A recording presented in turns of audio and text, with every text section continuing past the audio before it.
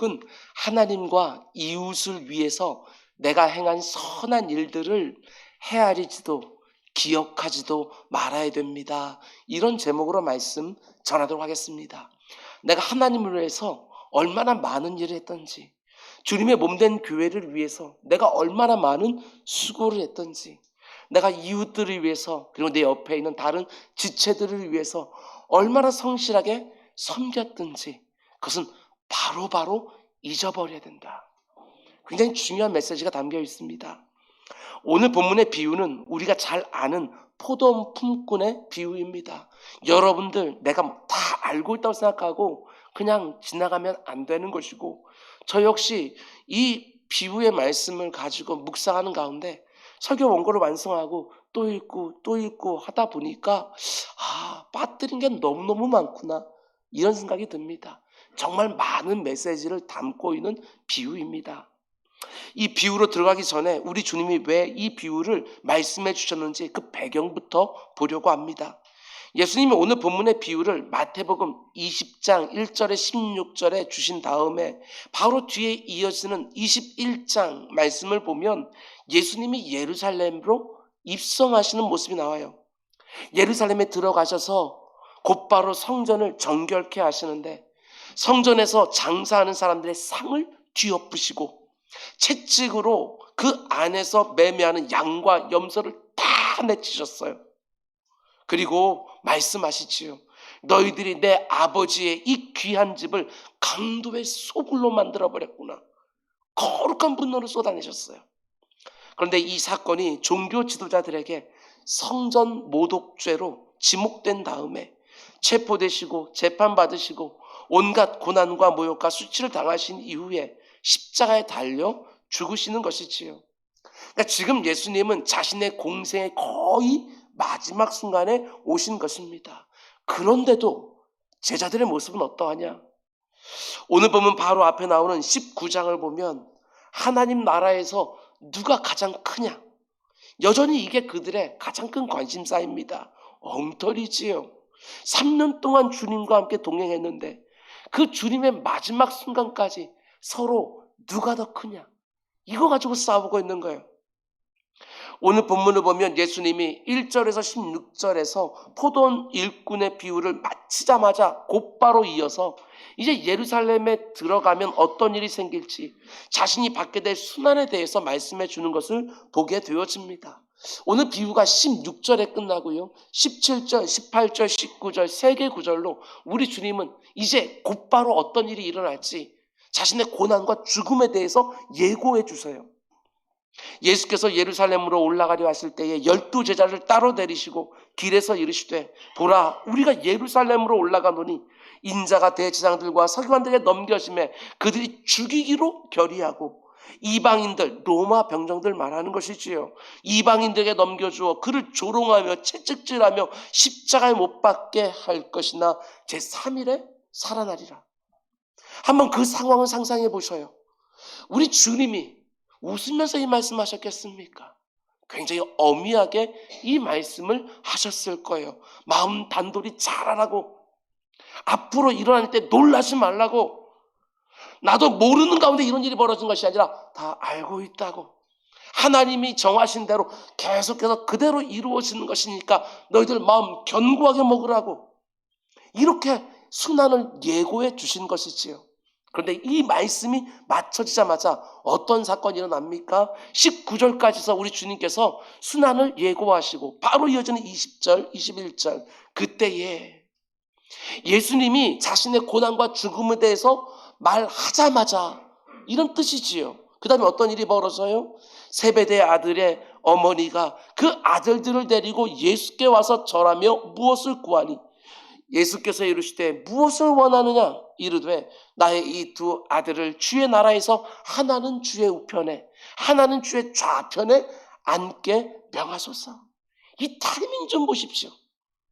예수님이 지금 자신이 곧 받게 될 고난과 십자가 죽음에 대해서 말씀하셨는데 그 말씀이 끝나자마자 그때에 야고보와 요한의 어머니가 찾아와서 주님 이제 높은 자리에 앉게 되시면 이 아들은 주님의 오른쪽에, 요 아들은 주님의 좌편에 좀 앉혀주십시오 하고 부탁하는 거예요. 본문이 흘러가는 이 구조도 저는 메시지처럼 들려집니다. 이렇게 딱딱딱 붙여가면서 어떤 일이 벌어지고 있는지를 다 보여주는 것이지요. 기가 막힌 상황이에요. 우리 주님께서 이런 분위기 가운데 속에서 오늘 비유의 말씀을 가르쳐주며 하나님 나라가 어떤 나라인지, 지금 제자들은 주님이 예루살렘에 올라가게 되었으면 예수님의 나라가 이루어지게 될 것이고, 그럼 분명히 그 나라에서 영전하는 사람들이 있을 텐데, 그때가 되어지면 이 자리는 내 아들에게, 저 자리는 내가 하고, 이러면서 서로 싸우고 있는 거예요.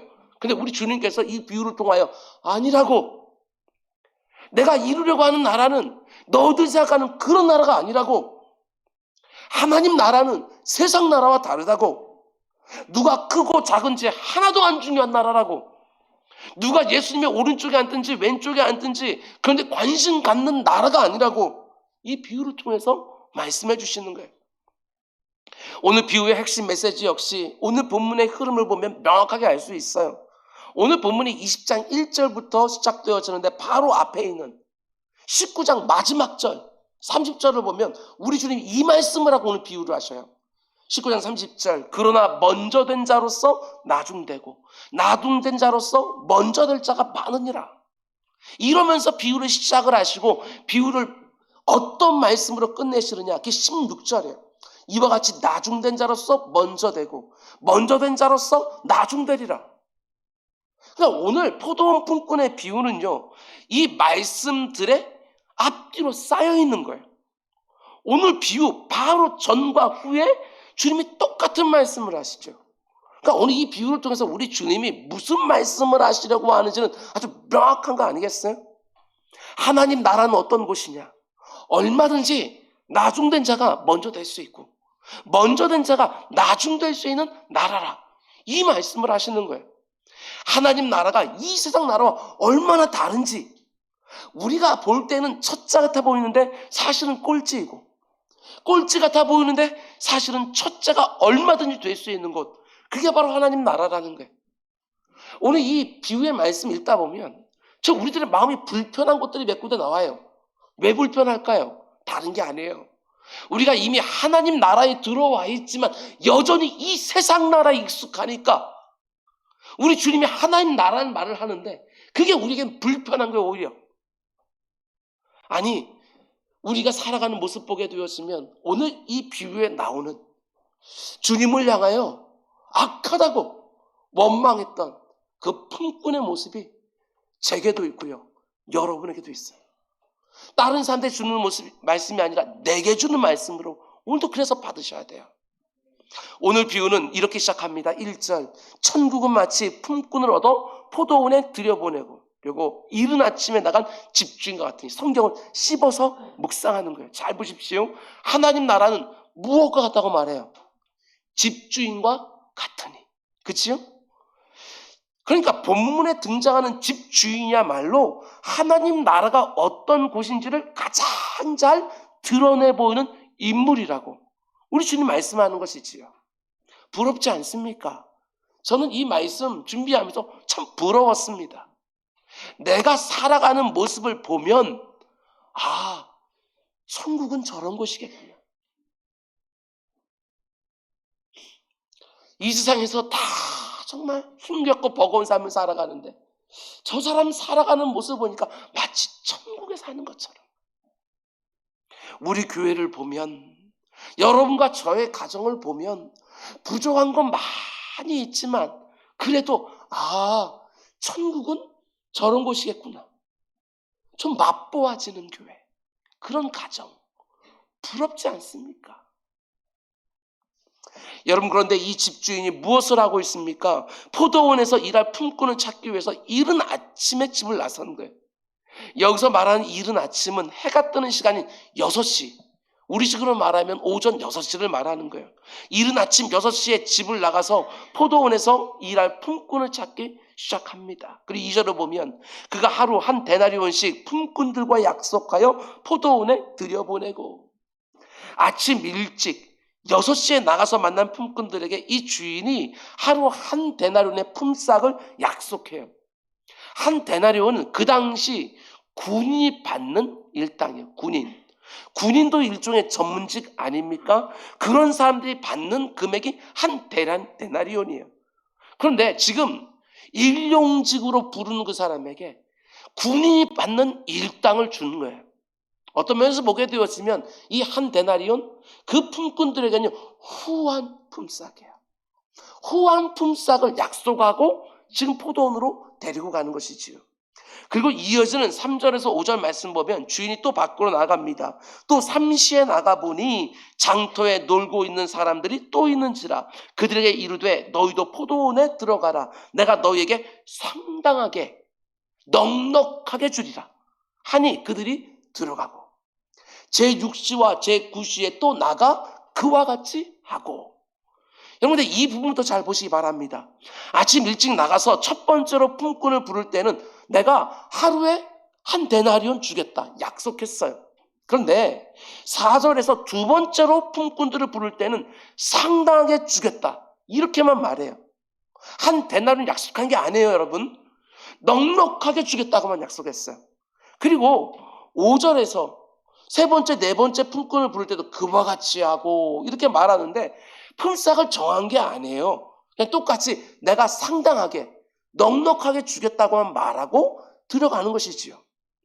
근데 이제 마지막으로 부른 품꾼들을 보시기 바랍니다. 6절과 7절 말씀 보면 제 11시에도 나가보니 서 있는 사람들이 또 있는지라 이르되 너희는 어찌하여 종종 놀고 여기 서 있느냐 이르되 우리를 품꾼으로 쓰는 이가 없음이니이다.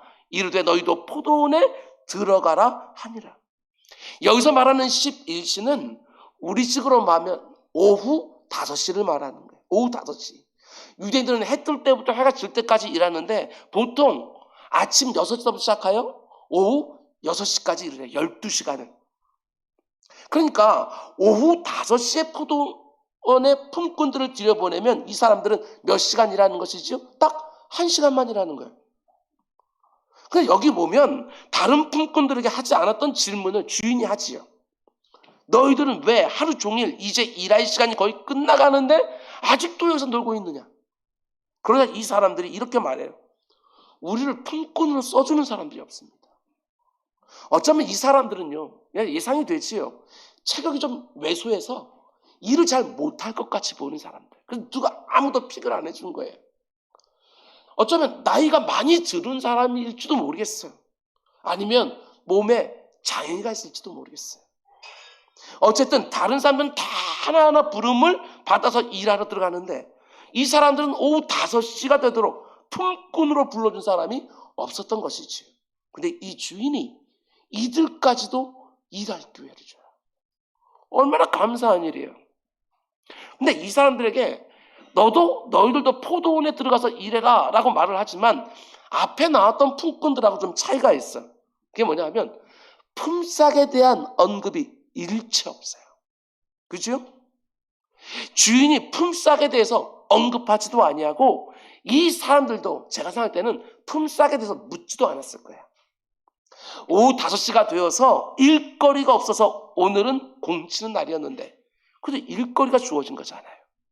얼마를 줄지 흥정할 이유도 전혀 없어요. 어차피 공쳤다고 생각하는 것이고 오후 5시에 불러준 사람도 없으니까 얼마를 주든지 그건 주인에게 다 맡겨놓고 포도원에 들어가서 그 1시간 정말 열심히 일했겠지요. 일할 기회가 주어진 거. 그들은 그것도 너무너무 감사했을 거예요. 여러분, 이 비유의 핵심은 이제부터입니다. 이렇게 제3시에, 제6시에, 제9시에, 제11시에 각각 부른 품꾼들이 포도원에 들어가서 일을 하는데 8절 날이 저물매 포도원 주인이 청지기에게 이르되 품꾼들을 불러 나중 온 자로부터 시작하여 먼저 온 자까지 싹을 주라 하니. 생각해 보십시오. 주인이 품삯을 나눠줄 때 누구에게 먼저 주는 것이 일반적이겠습니까? 당연하지요. 제일 일을 많이 하고 오래 하고 가장 많이 수고한 사람에게 품삯을 먼저 주는 게 일반적이에요. 일찍 왔으니까 그래도 일찍 가족들에게 돌아갈 수 있도록 먼저 주는 것이 일반적인 관례인 거예요. 그런데 오늘 본문을 보면 좀 이상하지요? 누가 제일 먼저 품삯을 받아요? 9절. 제11시에 온 자들이 와서 한 데나리온 씩을 받거늘. 놀랍지 않습니까? 제일 낮은 부에 온 사람부터 주어요. 그런데 한 데나리온을 주어요. 뭔가 이상하지 않습니까? 여기서부터 우리가 생각하는 일반적인 예상을 벗어나기 시작하는 거예요. 그런데 아침 일찍 온 품꾼들, 점심때 온 품꾼들의 모습을 한번 보시기 바랍니다. 9절에서 12절. 먼저 온 자들이 와서 더 받을 줄 알았더니 그들도 한 데나리온씩 받은지라. 받은 후 집주인을 원망하여 이르되 나중 온 이들은 1시간밖에 일하지 아니하였거늘 그들을 종일 수고하며 더위를 견딘 우리와 같게 하였나이다. 오후 5시에 와서 1시간밖에 일하지 않은 사람들이 한 데나리온을 받았어요. 그러니까 그 품꾼들보다 먼저 와서 일한 품꾼들이 기대하기 시작한 거예요. 더 받을 줄 알았더니. 일은 아침에 온 품꾼들은 12시간 일한 거예요. 제일 먼저 온 사람들은. 1시간 일한 품꾼들이 한 데나리온을 받는 것을 보니까 12시간이나 일한 품꾼들은 더 받을 것으로 당연히 기대했던 것이지요. 그런데 점심때 온 품꾼이든지 아침 일찍 온 품꾼들이 다 똑같이 한 데나리온을 받은 거예요. 그러자 원망하고 불평하기 시작했다. 여러분, 근데 여기서 우리 죄인들의 오류가 한 가지 나옵니다. 그게 뭐냐면 과잉 계산의 오류, 이게 있는 거예요. 더 받을 줄 알았더니. 스스로 계산을 했어요. 그 품삯을 주는 분은 주인인데 스스로 계산을 했어요. 내가 이만큼 일했으니까, 내가 더 많이 일했으니까 더 많이 받을 줄 알았더니, 자기가 일한 것 주인이 약속까지 다 했는데 그 품삯을 주었는데 과잉해서 계산하는 오류가 있어요. 이른 아침부터 일한 품꾼들이 뭐라고 원망합니까? 아니, 저 사람들은 1시간밖에 일을 안 했는데 저는 12시간이나 일하지 않았습니까? 이렇게 1시간밖에 일하지 않은 저 사람들에게 한 데나리온을 어떻게 줄 수 있습니까? 일당이 한 데나리온입니까? 시급이 한 데나리온입니까? 어떻게 저 사람들하고 나하고 똑같이 한 데나리온을 줄 수 있습니까? 자기에게 한 데나리온을 준 게 이게 억울한 게 아니고 나보다 적게 일한 사람이 어떻게 나하고 똑같이 받을 수 있느냐? 이게 너무 분하고 원통한 거예요. 그래서 원망하기 시작하죠. 여러분 가운데 이렇게 생각하는 분들이 분명히 있을 거예요. 지금 원망하고 불평하는 사람들의 말이 일리가 있지 않나. 그렇죠? 이 주인이 왜 이렇게 했을까 하는 불편함이 있을 거예요. 여러분, 그런데 이렇게 원망하고는 품꾼을 향해 주인이 뭐라고 말합니까? 13절 15절까지. 주인이 그 중에 한 사람에게 대답하여 이르되 친구여, 내가 네게 잘못한 것이 없노라. 네가 나와 한 데나리온의 약속을 하지 아니하였느냐? 한 데나리온 주겠다고 말해놓고 한 데나리온 줬는데 왜 네가 나를 원망하냐? 네 것이나 가지고 가라. 나중 온 이 사람에게 너와 같이 주는 것이 내 뜻이니라.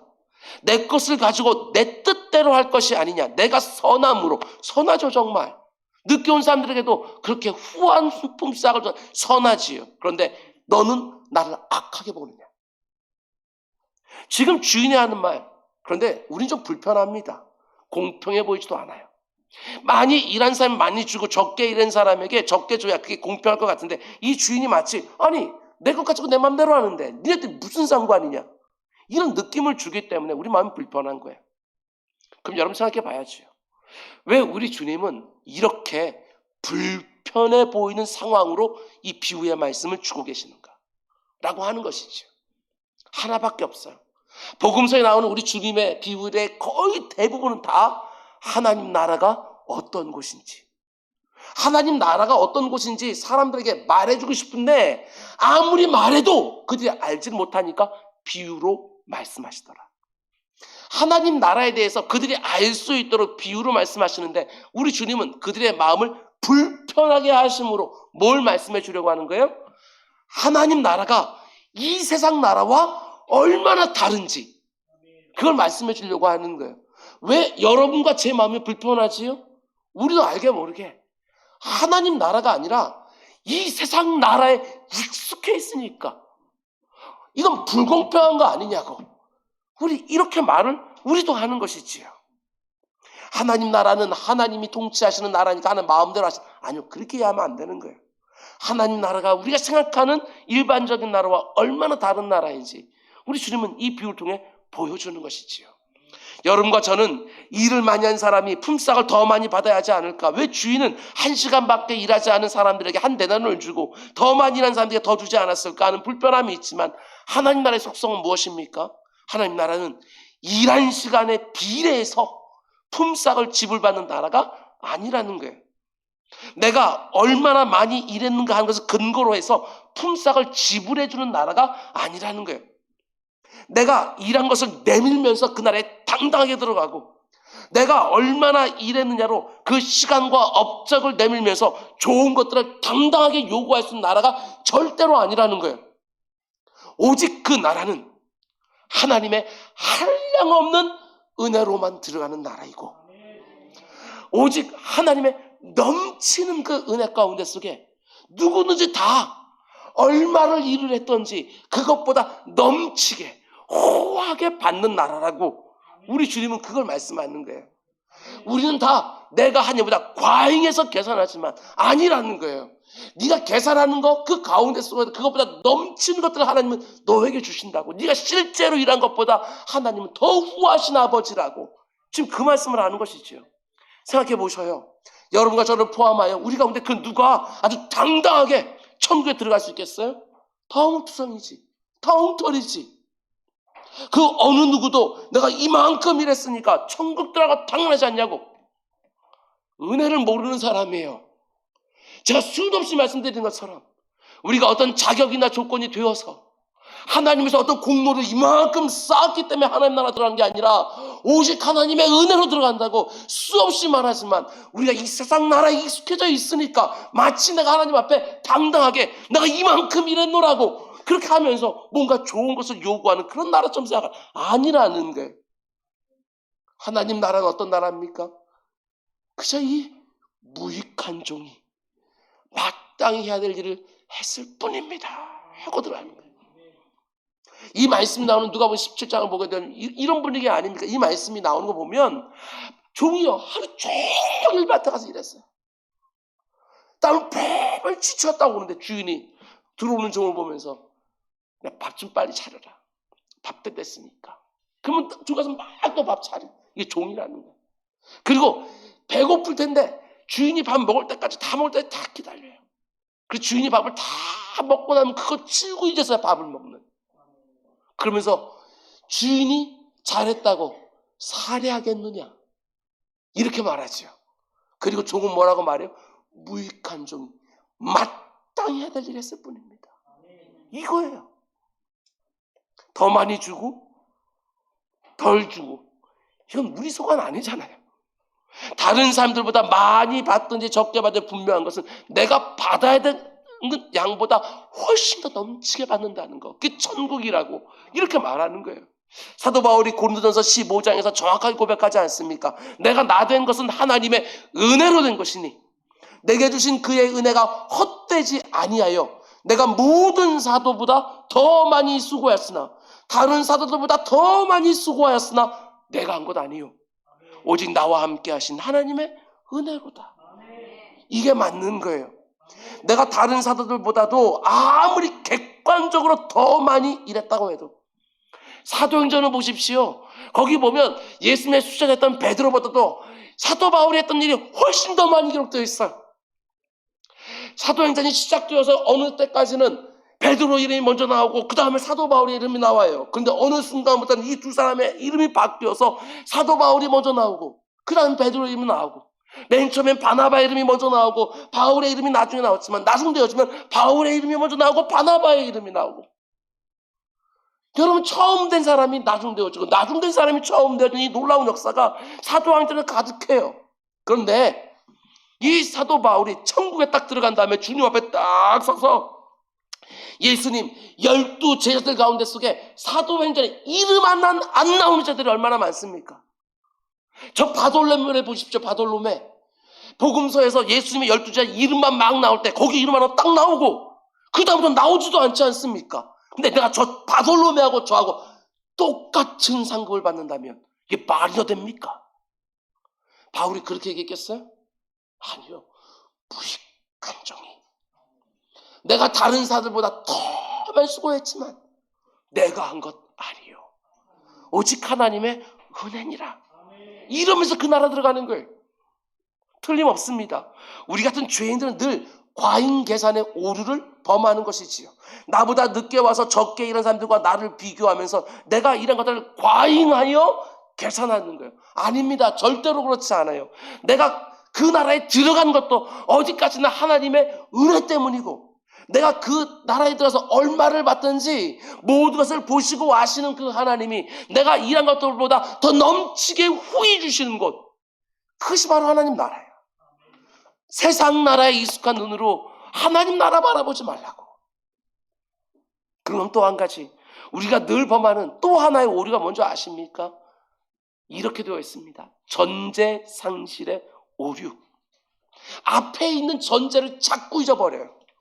먼저 생각하고 이걸 봐야 되는데 앞에 있는 걸 잊어버리고 나중 것을 자꾸 보는 거예요. 포도원 주인이 자신에게 먼저 어떻게 해줬는지, 그 주인 나에게 뭘 해줬는지 그걸 기억하지 못해요. 주인이 먼저 해준 것은 다 잊어버리고 내가 한 것만 기억하고 있는 거예요. 생각해 보십시오. 오늘 비유에 나오는 품꼴들 중에 단 한 사람이라도 자기가 받아야 될 정당한 품삯을 받지 못한 사람 있어요, 없어요? 없어요. 아무도 없어요. 지금 원망과 불평이 쏟아지고 오는 이 포도원에 들어와서 일하고 있는 품꾼들 중에 자기가 받아야 될 정당한 몫을 받지 못한 사람 있냐고요, 없냐고요? 아무도 없어요. 아침 6시에 온 사람도 한 데나리온 후한 품삯 받았어요. 그리고 그 다음 온 사람들 상당하게 줄이 아닌데 정말 넉넉하게 아침 일찍 온 사람하고 똑같은, 맨 마지막에 온 사람, 1시간밖에 일하는 사람, 그 사람은 품삯에 대한 얘기도 안 했어요. 근데 정말 넘치게 받았어요. 지금 품꾼들 가운데 속에는요, 자기가 정당한 몫을 못 받은 사람이 아니라 다 풍성하게 받은 거예요. 한 데나리온 준다고 약속하고 한 데나리온 받았으니까, 넉넉하게 준다고 약속해놓고 넉넉하게 주었으니까. 근데 그건 다 잊어버리고 왜 원망을 하고 불평을 하냐고요. 자기가 받아야 되는 정당한 몫을 못 받아서 불평하고 원망하는 게 아닙니다. 이들은 지금 하나님 나라가 어떤 곳인지를 몰라서 불평하고 원망하고 있는 거예요. 오늘 비유에서 잘 생각해보면요, 손해보고 희생한 사람은 딱 한 사람밖에 없어요. 누구죠? 집주인. 안 줘도 되는 돈을, 품삯을 너무 많이 줬어. 난 그 품꾼들이 다 필요해서 부르다고 생각도 안 해요. 그들이 그냥 긍휼히 여겼던 거예요. 불쌍히 여긴 거 하나밖에 없어요. 그리고 일당이라는 게 무엇이지요? 그 가정에 필요한 돈이 일당이잖아요. 그 사람이 몇 시간 일했든지 그 가정이 그 아내와 그 자녀들까지, 그 부모까지 해서 그 가정에 필요한 그 일당이 한 데나리오니까 이 주인은 그 사람에게 그 일당 한 데나리를 주어서 온 가족 배골치 않고, 왜 풍성한 주인이니까. 오늘 본문에서 손해를 본 사람은 이 주인 하나밖에 없어요. 지금 원망하고 불평하는 그 품꾼들에 대해서 주인이 말합니다. 15절, 내 것을 가지고 내 뜻대로 할 것이 아니냐, 내가 선함으로 네가 악하게 보느냐. 이제 이 말이 우리가 불편하지 않죠. 이 주인의 말이 뭔지를 알겠어요. 14절 말씀 보면, 나중은 이 사람에게 너와 같이 주는 것이 내 뜻이니라. 지금 주인이 말하는 내 뜻은 너무너무 선합니다. 그래서 1시간밖에 일하지 않은 품꾼에게조차도 넘치게 풍성하게 주는 거예요. 마지막에 온 품꾼이 특별히 열심히 그 1시간 동안 일을 해서 먼저 온 품꾼들과 똑같이 준 것도 아니에요. 오직 그 주인 선하기 때문에 모든 품꾼들이 넘치게 받은 거예요.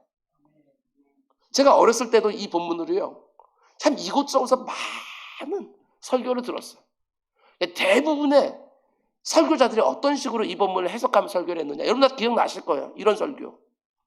여러분, 마지막에 온 품꾼이 어떻게 일했겠어요? 생각해 보십시오. 5시에 와서 1시간밖에 일할 수 없는데도 포도원으로 불러줬으니까 너무너무 감사해서 정말 열심히 일하지 않았겠습니까? 분명히 다른 품꾼들보다 훨씬 더 열심히 일했을 것이고, 그걸 주인이 보고 한 데나리온을 준 것입니다. 이런 식으로 어떻게 생각하세요? 물론 그렇게 해석할 수 있겠지만, 그러면 오늘 비유의 핵심이 사라져요. 늦게 온 품꾼들이 어떻게 일했는지는 몰라도, 기록 안 돼 있으니까 어떻게 일했는지는 몰라도요, 그것 때문에 품삯을 똑같이 받은 게 아니에요. 오직 주인의 선하심 때문에. 이게 핵심이에요. 오늘 본 모든 사람들에게 선하고 넘치는 은혜로 대해주시는 그 주인의 모습, 그걸 보여주는 것이지요. 그 주인을 제대로 알면 그 가운데 원망하고 불평하지 않을 거예요. 근데 그 주인을 알지를 못하니까, 그 주인이 다스리는 나라가 어떤 속성을 가지고 있는지 모르니까 원망하고 불평하는 거 아니에요? 포도원 주인이 많은 손으로 이상을 감수한 것입니다. 아무도 불러주지 않아서 가족들에게 빈손으로 들어갈 사람을 불쌍히 여겼기 때문에, 긍휼히 여겼기 때문에 많은 손해를 감수하고 품꾼들에게 다 넉넉하게 주었어요. 포도원 주인 한 사람의 손해와 희생에 근거하여 모든 품꾼들에게 넉넉한 품삯이 주어지는 현장, 그게 바로 하나님 나라. 우리에게 적용해 봅시다. 하나님께서 여러분과 저를 은혜로 불러주셨습니다. 은혜로. 저 사람만 은혜로 보내주고 나는 공로로 들어간 게 아니고, 나는 열심히 일해서, 난 조건이고 자기 돼서 나는 그 나라 들어가고, 저 사람은 부족해 보이는데 은혜로 들어간 거 아니고, 나나 그 사람이 다 똑같이 오직 은혜로 들어간 거예요. 내가 다른 사람보다 특출한 조건과 자격이 돼서 불러준 것이 아니라, 그대로 되면 절대로 하나님 나라 그 포도원에 들어갈 수 없다는 걸 아시기에 오직 은혜로 다. 수시로 포도원에 나와서 장터와 거리를 막 오고 가면서 제3시에도 사람들을 불러주고, 제6시에 사람들을 불러주고, 제9시에도 사람들을 불러주시는 것이지요. 예수님이 십자가에 달려서 죽으시는 그 십자가 도상에서도 바로 옆에 있는 그 강도, 그 강도도 천국, 오늘 네가 나와 함께 낙원에 있으리라. 어쩌면 이 사람은 11시가 아니라, 오후 5시가 아니라, 어쩌면 오후 5시 55분에 5분 남겨놓고 불러줄지도 모르겠어요. 그러면 일평생 모태신앙으로 태어나서 그가 내 주를 위해서 열심히 신앙생활했던 사람들이, 아니 이게 어떻게 말이 되냐고. 나는 태어나자마자 오전 6시부터 일하고, 저기 있는 사람 십자가 위에서 그저 주님, 그냥 주님 앞에 나도 주님과 함께 낙원에 이르길 원합니다, 이 한마디. 옆에서 주님 욕하는 사람, 너 그렇게 말하면 안 된다고 그거 한 거, 딱 그거 주님에서 한 거밖에 없는데, 2마디. 어떻게 똑같이 저 천국 영원한 생명을 누릴 수 있느냐고. 아니라고. 하나님은 넉넉하신 분이라고. 이 말씀을 해주시는 거예요. 불러주신 다음에 그 교회 하나님 나라 위에 어떤 식으로 일할 수 있는 기회도 주셨어요. 아침 6시에 왔든지 오후 5시에 왔든지 하나님과 그 나라 위에 일할 수 있는 기회를 줄 수 있는, 일할 수 있는 기회, 그 귀하고 복된 그 나라와 일할 수 있는 기회, 이거 너무나도 큰 은혜 아니에요? 아무리 늦었다고 내치지 아니하고 받아서 일할 자리 주고, 그 사람이 나이가 많이 들었든지 장애가 있든지 이런저런 부족함 때문에 다른 사람들에게는 받아들이지 않았다 할지라도 아무 관계없이 각 사람을 다 불러서 누구든지 그 귀하고 영광스러운 나라를 위하여 일할 수 있는 기회를 허락해 주시는 거예요. 그게 전부가 아닙니다. 아무리 적은 시간, 아무리 적은 일 했어도 하루 온종일 일한 사람이 받을 수 있는 품삯, 풍성넉넉하게 천국을 소유로 하는 거예요. 이게 얼마나 복된 나라입니까? 제가 지금 상급 얘기하는 게 아니에요. 내게 주어질 상급이 어떤 것인지는 몰라도 분명한 것은 내가 일한 것보다 넘치게 후히받게 되어진다. 내가 쌓은 공로나 내가 만드는 결과물을 근거로 하여 내밀면서 좋은 것들을 배분해주는 나라가 아니라, 오직 하나님의 은혜만이 서 있고 하나님의 많은 희생과 그분의 손해만이 근거로 해서 각 사람이 일한 것이 넘치도록 주어지는 나라, 그게 바로 하나님 나라예요. 여러분, 그런데 예수님이 이 비유를 오늘 우리에게 보여주시면서 원하시는 것이 하나 있어요. 그게 뭐냐? 그것은 지금 내가 그 나라에 이미 들어간 사람으로서 그 나라 백성답게 합당하게 살고 있는지 한번 점검해보라는 거예요. 마태복음 20장에 나오는 포도원 품꾼의 비유가 주어지는 배경이 바로 앞에 있는 당연히 19장 아니겠어요? 19장을 보면 중요한 인물이 2사람 나와요. 한 사람은 젊은 청년 부자 관원, 또 한 사람은 예수님의 숙제자 베드로. 부자 청년 관원은요, 어떤 면에서 그 당시 유대 땅에서 가장 성공한 사람의 전형이라고 말할 수 있어요. 젊은 청년인데 부자예요. 많은 유산을 물려받았는지 사업을 일으켰는지 모르지만 젊은 나이에 부자, 거기다 관원이에요. 공직에 있으니까 분명히 권세도 가지고 있었을 거예요. 거기다 젊기까지 하지요. 그 당시에 일반적인 유대인들은 그 젊은 부자 청년 관원을 보면서 분명히 이렇게 생각하지 않았겠습니까? 아, 저 사람은 정말 하나님의 복을 많이 받았구나. 그런데 이 부자 청년이 예수님 잘 질문하는데 그 질문도 너무 고상합니다. 내가 어떻게 하면 더 많은 돈을 벌 수 있을까? 이런 거 안 물어봤습니다. 내가 어떻게 하면 더 높은 지위에 올라갈 수 있습니까? 이런 거 물은 게 아니에요. 내가 어떻게 하면 영생, 영원한 생명을 얻을 수 있습니까? 너무 귀하고 고상한 질문을 했어요. 우리 주님도 기뻐하셨다고 나와요. 모든 면에서 완벽한 청년. 그런데 내가 어떻게 하면 영생을 얻을 수 있냐고 묻는 그 젊은 부자 청년 관에게 우리 주님이 맨 마지막에 이렇게 말씀합니다. 네가 가지고 있는 모든 것을 다 팔아서 이웃들에게 나누어 주고 너는 나를 따라와라. 내 제자가 되라. 그러면 영생을 얻으리라. 그러자 이 젊은 부자 청년 관원이 어떤 반응을 보입니까? 슬픈 기색을 하고 그냥 집으로 돌아갔더라. 기회였지요. 제가 볼 때는 어떤 면에서 오전 6시는 아니더라도 한 오전 9시쯤 포도원에 들어오라고, 하나님 나라 들어오라고, 그 나라를 위해서 일하라고 부름받은 품꾼의 모습이 이 부자 청년의 모습이 아닐까 이런 생각이 들었어요. 근데 그는 슬픈 기색을 하고 그냥 떠나버렸어요. 슬퍼하며 떠나가는 그 부자 청년 관원의 뒷모습을 보면서 예수님이 제자에게 말씀하시지요. 얘들아, 부자가 천국에 들어가는 것이 이렇게 어렵다. 낙타가 바늘길을 통과하는 것보다 더 어렵다. 주님의 이 말씀은 그 당시 유대인들의 전형적인 사고를 완전히 뒤집는 말씀이에요. 유대인들은 그런 부자, 그런 관원, 거기다 젊기까지 하고 거기다 영생에 대한 질문을 가진 고상한 사람은 틀림없이 하나님의 복을 많이 받은 사람이고 틀림없이 하나님의 나라에 들어가게 될 것이다. 이렇게 믿었는데 부자가 천국에 들어가는 것은 이렇게 어렵고 마치 낙타가 바늘길을 통과하는 것처럼 더 어렵다. 이렇게 말씀하니까 당연히 그 말씀을 듣는 제자들이 얼마나 놀랐겠어요. 그래서 베드로가 이렇게 질문합니다. 주님 보십시오. 우리가 모든 것을 다 버리고 주님을 따랐는데 그럼 우리는 무엇을 얻겠습니까? 그럼 이게 잘 이해가 되세요? 본문의 흐름이? 이 젊은 부자 청년 관원은 자기에게 있는 그 많은 재물 버리지를 못했어요. 근데 우리는 다 버렸습니다. 그럼 우리는 뭘 받게 됩니까? 이걸 물은 거예요. 우리는 다 버렸으니까 그 나라에 들어가는 거 틀림없고 영생은 따놓은 장사인 거. 우린 더 무엇을 받게 됩니까? 그래서 예수님 대답해 주시는데 그게 바로 19장 29절과 30절입니다. 또 내 이름을 위하여 집이나 형제나 자매나 부모나 자식이나 전토를 버린 자마다 여러 배를 받고 후히 넘치게 받고 또 영생을 상속하리라. 그러나 먼저 된 자로서 나중되고 나중된 자로서 먼저 될 자가 많으니라. 이 말씀이 어떤 의미입니까? 오늘 비유의 배경이 되는 19장에 나오는 주님의 이 말씀과 그리고 오늘 본문 20장에 나오는 포도원 품꾼의 비유를 연결해서 보면 주님이 지금 이 말씀하시는 거예요.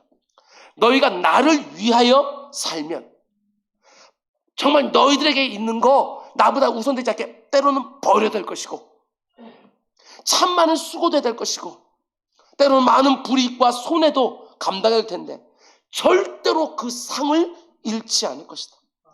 하나님이 여러 배를 주실 것이다. 여러 배로 후히 넘치게 네가 뭘 버렸든지 그거보다 더 좋은 것으로 더 많은 것으로 주실 것이다. 그리고 영생을 받지 못할 자가 없을 것이다.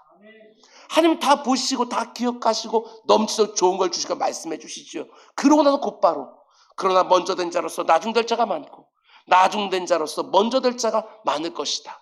왜 이 말씀을 하시죠? 근데 지금 하나님 나라의 속성을 보여주는 거예요. 베드로가 나는 다 버리고 주를 따랐는데 나는 뭘 얻겠습니까? 그러니까 주님이 절대로 네가 상급을 잃지 않겠지만 틀림없이 네가 버린 것보다 더 많은 것을 후히 받겠지만 그런 나중된 자로서 먼저 되고 먼저 된 자로서 나중되고 무슨 말씀하는 거예요? 하나님 나라는 어떤 나라냐? 주님 내가 다 버렸습니다. 다 버리고 주님을 따랐는데 그럼 내가 무엇을 얻겠습니까? 이렇게 말하는 나라가 아니라는 거예요. 내가 하나님을 위해서, 그 나라를 위해서, 주님의 몸된 교회를 위해서, 이웃들을 위해서 행한 것들을 딱 내밀면서 뭔가를 바라는 나라가 절대로 아니라는 거예요. 내가 하나님을 위해서 어떤 일을 했든지, 얼마나 많이 했든지, 얼마나 열심히 했든지 그걸 헤아리고 기억했다가 하나님 앞에 내밀면서 그에 상하는 뭔가를 달라고 구하는 그런 나라가 절대로 아니라는 거예요. 내가 뭘 버렸는지 나열하지 않고, 내가 아침 6시에 왔다고, 대학교 가운데서 하루 종일 했다고, 이거가 다 내세우는 나라가 절대로 아니라는 거예요. 나를 포도원으로 불러주신 주인의 은혜가 너무나 크고 감격스러워서 내가 일한 것들은 헤아리지도 기억하지도 않는 나라, 그게 바로 그분의 나라예요. 예수님이 산상수훈에서 이렇게 말씀하십니다. 너는 구제할 때 오른손이 하는 것을 왼손이 모르게 하라. 근데 이게 말이 됩니까? 오른손이 뭐 하는데 왼손이 어떻게 모를 수 있어요? 저는 이렇게 읽었습니다. 오른손이 뭔가 근사한 일 했냐? 왼손이 알아채기 전에 빨리 잊어버려. 그 정도로 잊어버려. 기억하지 말고 하나님을 위해서 한 좋은 일들, 이웃과 지체들을 위해서 한 선한 일들, 힘을 다해서 다 감당한 다음에 곧바로 잊어버리라는 거예요. 그걸 기억하고 내가 이런저런 거 했잖아, 이렇게 되어지면 억울해지는 거예요. 저기 오후 5시에 온 사람, 저기 오후 3시에 온 사람, 나 아침 6시서부터 잊어버리라는 거예요. 빨리빨리. 저 사람은 하나님 나라를 위해서 하는 일 하나도 없고 그저 예수님 옆에 그냥 십자가 옆에 그냥 문 밖에 있었을 뿐인데 어떻게 그 사람하고 나하고 똑같이 낙원을 봤냐고.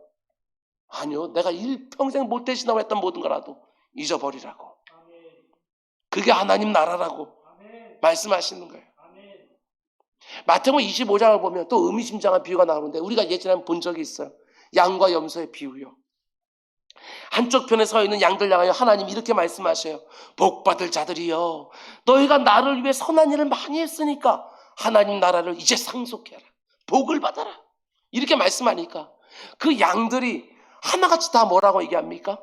우리가 언제 하나님 위해서 일을 했습니까? 우리가 언제 선한 일을 했습니까? 우리는 그런 한 적이 없습니다.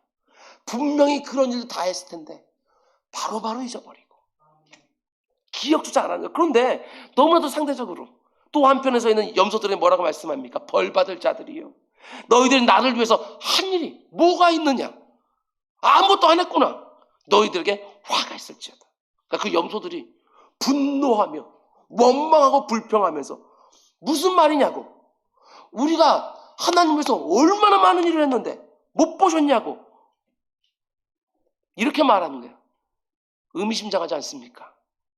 하나님 나라에 이미 들어간 성도들의 중요한 특징 중에 하나는 이른 아침에 왔든지 늦은 오후에 왔든지 많은 일 했든지 적은 일 했든지 아무 관계없이 내가 한 일들을 나를 위해 헤아리지 않아요. 내가 받을 것을 위해서 기억하지 않아요. 모든 일들을 힘을 다해 다 해놓고 나서도 어떻게 해요? 이 무익한 종이 할 일을 했을 뿐입니다. 이것만 남아있어요. 주인이 내게 행해주신 그 넘치는 은혜와 사랑, 자기의 독자 아들 예수 그리스도까지 내어주시면서까지 나를 이곳으로 인도해 준 하나님의 그 어마어마한 희생과 손에, 그것만 생각하면 내가 일을 했다고도 말할 수 없습니다. 그게 바로 하나님 나라. 이 땅에서 하나님 나라를 보여주라고 여러분 세워져 있는 곳이 어디입니까? 이 땅에서 하나님 나라는 이런 곳이겠구나 하고 세상에 보여주라고 세우는 곳이 어디겠어요? 교회죠, 당연히 교회. 그러면서 교회는 반드시 하나님 나라의 속성을 보여줘야 돼요. 잘 들으십시오. 수많은 교회들이 이 품꾼들의 갈등으로 교회가 깨졌어요. 수많은 교회들이. 교회는 내가 얼마나 많은 일을, 얼마나 많은 시간을 내어놓고 얼마나 열심히 했냐를 가지고 남들보다 자기를 높은 곳에 두는 것이 절대로 아니에요. 남들이 하지 않은 수고를 내가 감당했기 때문에 다른 사람들보다 더 많은 인정을 은근히 기대하는 것도 아니에요.